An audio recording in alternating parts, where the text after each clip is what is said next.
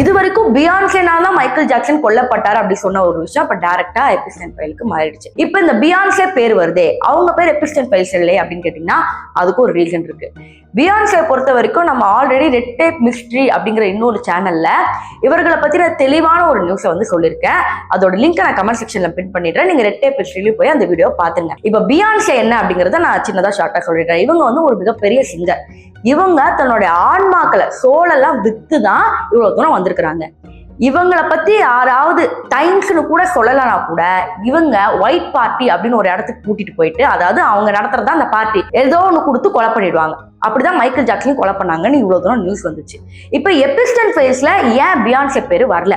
பியான்சேவோட கணவரும் சரி, பியான்சேவோட ஃப்ரெண்ட்ஸும் சரி பல தடவை இந்த சைல்டு ஹராஸ்மெண்ட்ல சிக்கி இருக்கிறாங்க. ஆனா அவங்க பேர் இதுல வரல அப்படிங்கிறது மிகவும் ஆச்சரியமானது. இன்னும் சொல்ல போனோம்னா இந்த சைல்டு டிராபிகிங் சொல்றாங்க பாருங்க, நம்ம இந்தியாவில கிட்டத்தட்ட 10 லட்சம் பேர் தொலைஞ்சு போயிருக்காங்க. அப்ப ஃபாரின் கண்ட்ரில யோசிச்சு பாருங்க, இந்த ஃபாரின்ல நடக்கிற பல சைல்டு டிராபிக் பின்னாடி, அதாவது இந்த குழந்தைங்களை கடத்திட்டு போற பல விஷயங்களுக்கு பின்னாடி பியான்சே இருக்காங்க அப்படிங்கிற ஒரு நியூஸ் இருக்கு. ஆனா எபிஸ்டன் ஃபைல்ஸ்ல இவங்க பேரு இல்ல.